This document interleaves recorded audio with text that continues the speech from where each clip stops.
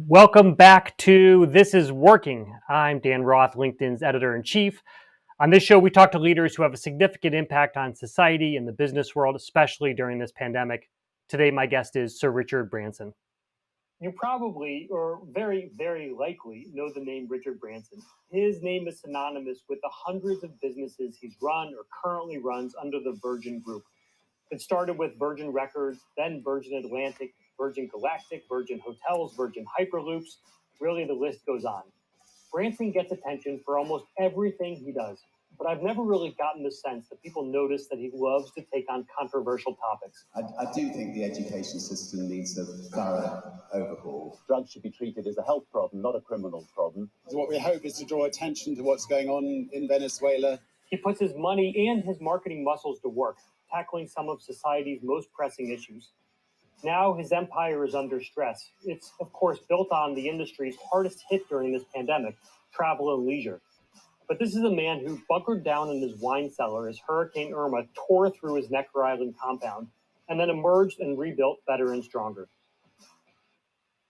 Today we're chatting with Sir Richard about how he's navigating this crisis, how he's helping his employees, and what his company is doing to help small businesses and startups around the world survive.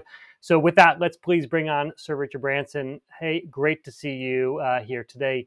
Where are you joining us from? Well, I'm lucky enough to be joining you from my home, which is Necker Island in the Caribbean. I've always worked from home ever since I was a teenager. But from starting off at a houseboat, the home is now a little bit more expansive and even nicer than being on a houseboat. And the great thing about working from home, and I think a lot of people have got the taste of that because of COVID, is that you can find time. Oh, can you get? I've just lost you, Dan. I don't know whether they can get. I'm now looking at myself, and I'm never very good at just looking at myself when I'm talking. All right. Okay. Back. No, I think the good thing about working from home is you can, I'm a great believer. Work really hard for 2 hours. Go and spend 2 hours. If you're living on an island, you can go kiting, or if you're living in a city on a bike or running or playing tennis, and then come back, work hard for another 2 or 3 hours, then have another 2 or 3 hours to go off and look after yourself, your body, find time for your family, your children, your grandchildren, and so getting that balance, I think a lot of people have managed to get it right during COVID. I know a lot of people who just felt I was slightly overweight, that they got in a trainer, they just went for it, and they got themselves fit again. But that should be the norm, I think. And people shouldn't be forced to, if they can work home as well as they can work in an office, they shouldn't be forced to go to an office. Well, I would love to get into that more. We're going to talk about some ideas you've had, or what you've seen from your own employees and how they have learned to work from home, and whether you're going to go back. But I would love to start with a question about how you are navigating 2020. And I think we've talked many times in the past. We've always talked during times of expansion. It's what's next for Virgin, and what else can you be doing, and how are you connecting the dots and seeing where to build next. But this year has obviously been an incredibly tough one for anyone who's in the travel or leisure business like you are. So can you just walk us through what 2020's been like for you? Well, 6 months ago, when this started, it, in a business sense, felt like the end of the world, because pretty well all of our businesses were had to close down. So airlines in Australia, Virgin Atlantic, Virgin Voyages, our cruise company, our health clubs, and so on and so on. Hotels and so on. But what we did was, and one advantage actually of working from home is you can bunker down when things are tough, and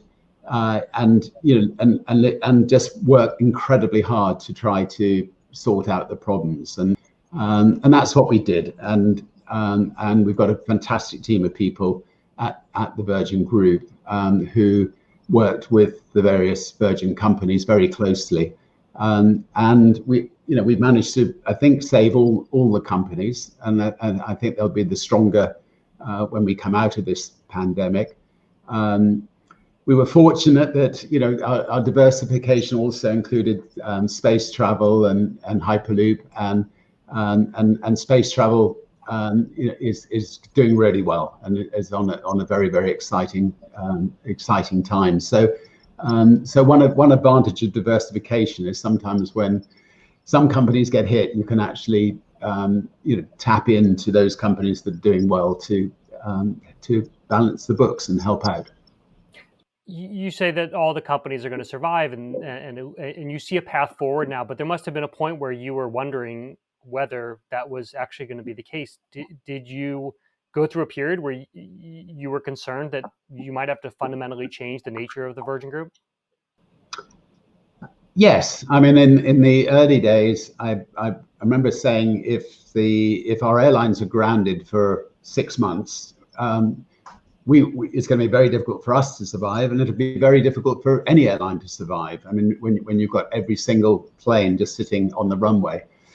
Well, 6 months on, they are all just sitting on the runway, and we are, working with government to try to hurry up a testing regime so that people can travel quickly without having to quarantine when they get to the other end. I mean, obviously, the American election has got in the way somewhat, so we're not getting as much traction as we'd like. And governments can be very, very slow on things like this. But I think I'm hopeful that sometime over the next 2 or 3 weeks, a sensible testing regime will be worked out. I mean, for instance, somebody gets tested 3 days before they leave, and then they will then only have to quarantine for 2 days. If somebody tests 5 days before they leave, they won't have to quarantine at all. These are some of the discussions we're having with governments, and we just need them to be brave and get on with it. And is that something that you do yourself? Are you personally getting involved in trying to move some of these testing discussions forward, or see what you can do to push governments in this direction? Yes, I mean, I think a chief executive or a chairman of a company should be a very good delegator. So I think, I've learned the art of delegation. I've got a fantastic team of people. So the day-to-day running of all the Virgin companies and the Virgin Group can go on without me. That then frees me up so that when there is a crisis like COVID, I can pick up the phone, and fortunately, being a well-known figure, I can most likely get through to pretty well anybody in the world, and that can save a lot of the difficulties for people who are running our companies, cutting through the bureaucracy and getting things done. And so I think firefighting is one of the key things for a chairman of a company. Obviously, another advantage of working from home is that I can think about the bigger picture, and I can dream big, and I can start new things. And also, as I said earlier, by working from home, I can keep really fit and healthy, and I'm now 70 years old, and being fit and healthy is critical if you want to live to 100, which why not? Yep. Well, we'll talk. You mentioned thinking big. Wanted to ask you about Virgin Galactic, which you mentioned has been one of the success stories, and you've got the Mach 3 aircraft design that's come out. What should people expect in terms of when Virgin Galactic is going to move from these are big ideas that are coming to this is going to be a normal way to be able to travel? Normal way of being able to travel takes time. Mm-hmm. I mean, I think that our first challenge is getting myself to space in early on in the new year, and then starting getting other people into space. But we also have a team that are working on real high-speed supersonic travel, and we only want to do it if we can actually do that in an environmentally friendly way. So they're working on that in tandem. And then we have Virgin Orbit, which it will be doing its launch before Christmas, where we're going to launch a giant rocket attached to a 747 into orbit, traveling at 18,000 miles an hour around the Earth, dropping off satellites, and actually doing testing for NASA, and so that's another exciting venture that is on the verge. I want to take it back down to earth for a second. We have a question that's coming, a lot of good questions coming in from the stream. Zachary, Elizabeth, Extolo have asked questions about the future of airline industry. Krista McClellan asked a really good question here about whether there'll be a shift to quality over quantity. So as travelers seek out air travel, will there be less interest in low cost and deal driven airlines and more thinking about, look, if I'm going to travel, if I'm going to put the hassle in, if I'm going to go through the testing regime, I'm only going to travel a few times and I'm going to spend more money to do it, or I'm going to fly first, or I'm going to fly business, or I'm going to go for longer. Do you see fundamental shifts in how people travel, at least during this pandemic era? I think there will be fundamental shifts, but I'm not sure that it will necessarily be the way what she suggests. I think that there's going to be millions and millions of people who want to get on planes and go on holiday to sunny spots, and if they can afford it, stay there for a few months. I hope that there will still be as big a business market as there was before, and Virgin Atlantic has, what we tried to do is offer quality in all our cabins. Really good quality in all our cabins, but charge less for it. And I think that's what we aspire to do in the future as well. I hope, I don't think the business travel will come back in as big a way as it has in the past. But I may be mistaken. I obviously hope it does. So if business travel doesn't come back, you're thinking the more people continue. Let's discuss work from home. This is something that you're an expert in. Do you think that people will, the way that we are doing business now, with spending so much time on video calls and over email and shared docs, will that continue even when a vaccine comes, when it is possible to go back to work? And are you putting in any kind of changes at the Virgin Group, you and your people, to enable this kind of virtual workforce, if so? I'm absolutely certain that this kind of communication will continue. I think Zoom will continue to do well, and other companies like it.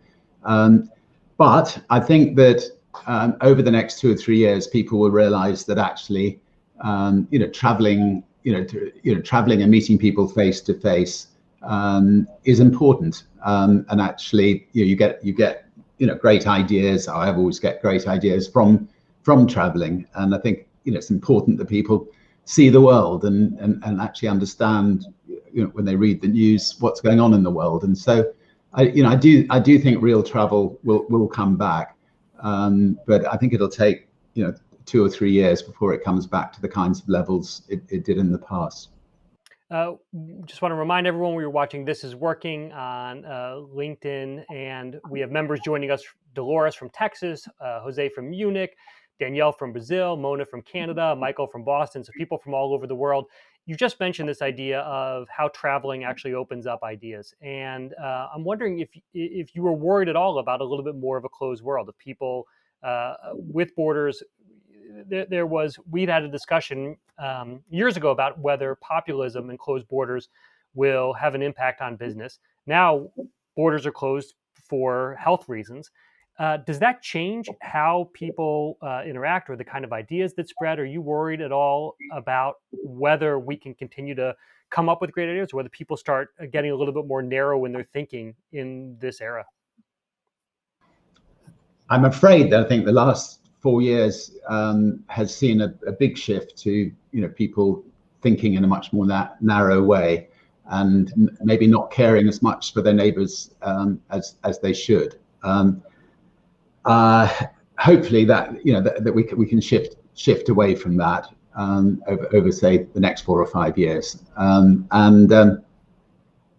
I think we have to. I mean, this world is a very small world. I mean, I've almost been around it in a balloon, so I know just how small it is. It's an incredibly beautiful world.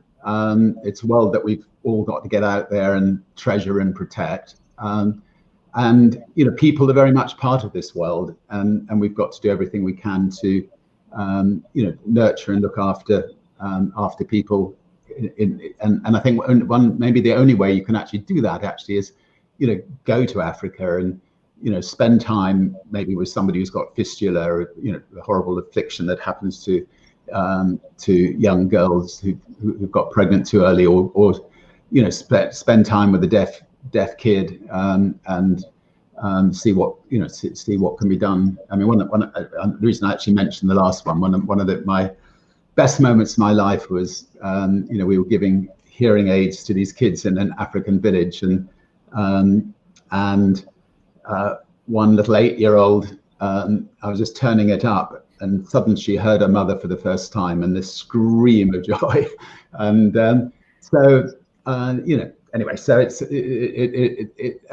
traveling opens that, you just learn so much from it. I remember spending time in Africa when HIV was rampant, and literally all the way down the streets, all you saw was funeral parlor adverts, nothing else. And you'd go to a hospital, and the waiting room would just be full of people waiting for somebody to die so that they could get in the bed and die themselves. And as a result of that, we encouraged the government to set up an African Centre of Disease Control, which it didn't have. And the African Centre of Disease Control is now working very hard on the current crisis. So, so if I hadn't actually been there, it may not have happened, and it's something positive can come out of these things. We had a comment in from Henna, who said, "Very true. In the last couple of years, our thinking has become very, very narrow, and we need to take this opportunity to change that." I'd also love to talk to you about some of the groups, or one of the groups that's been hardest hit in this because of the pandemic has been small businesses. And we're seeing real small businesses really struggle to keep their doors open, to keep clients coming in, or to figure out how to do their work when they can't even have people inside their premises. I know with Virgin Startup, you do a lot of work with small businesses. You funded, I think, about 35,000 businesses over the years, and maybe it's 3,500. I'm sorry about that. And the advice, I would assume, is different now than it has been. Maybe I'm wrong. What kind of advice do you give small businesses right now about either how to start, whether to start, or how to survive this very odd time we're in?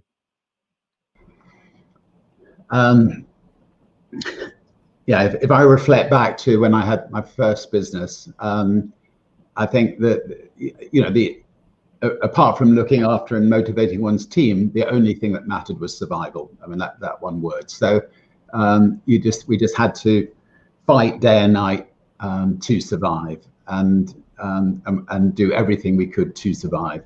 But I think equally important, because I'm afraid a lot of people will go through this, if you've done everything you can to survive and you don't survive, don't dwell on it. I mean, pick yourself up the next day. Work out what you've learned from running the business. Brush yourself down and be ready when COVID is over to start again. And I think there will be a lot of people out there who will be going through that really difficult time at the moment. Bigger companies like Virgin, because we value our reputation, we'll put our hands in our pockets and we'll bail out companies that maybe shouldn't really be bailed out. That on financially, we should have let them go. But fortunately, we can afford to do that.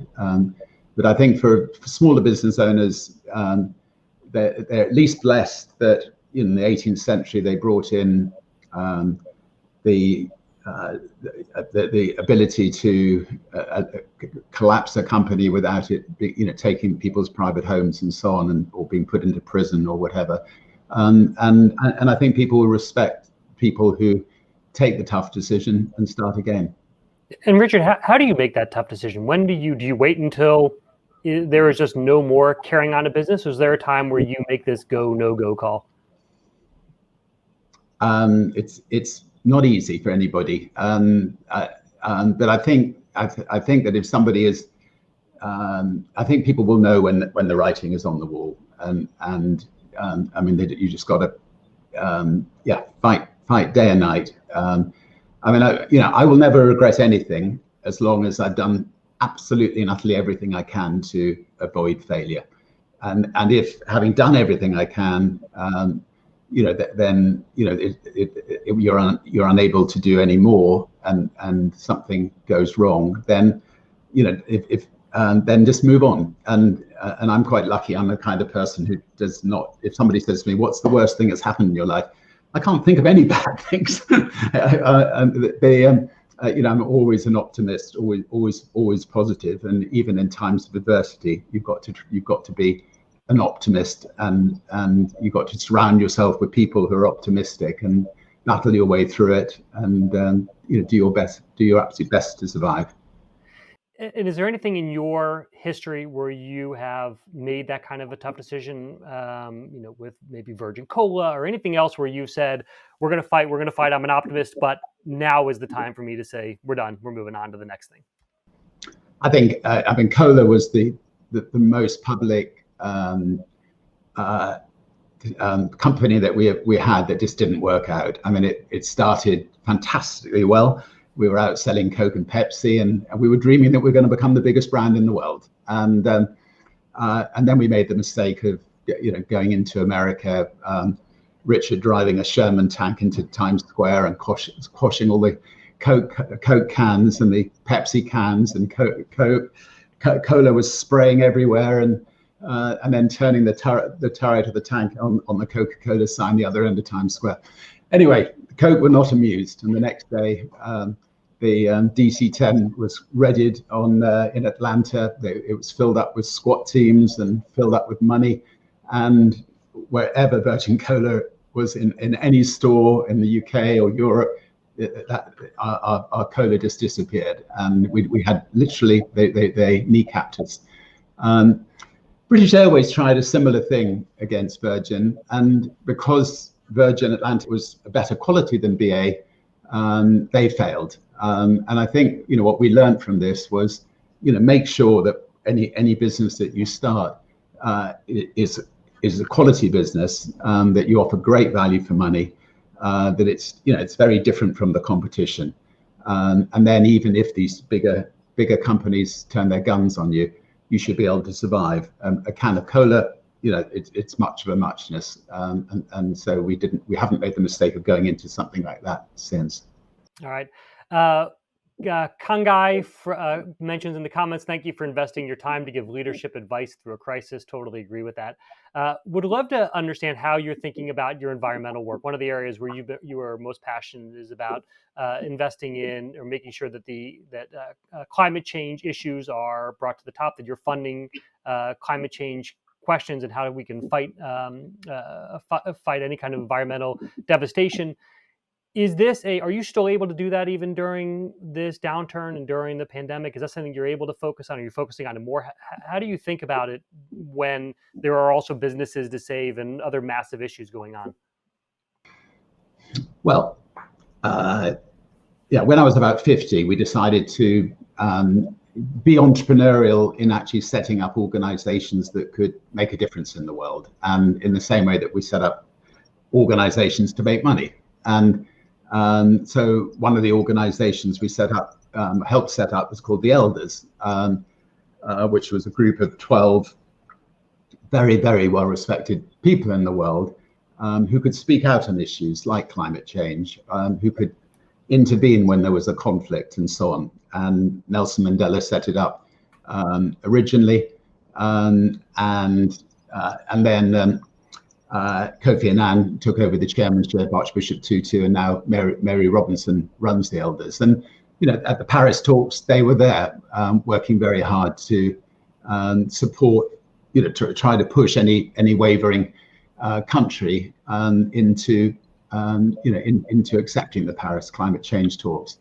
And then more recently we set up the B team, which is a group of some of the most respected business leaders in the world. I did chair it. Paul Pullman now chairs it, and these big business groups are trying to get their own house in order, but also showing other companies how they can get their house in order.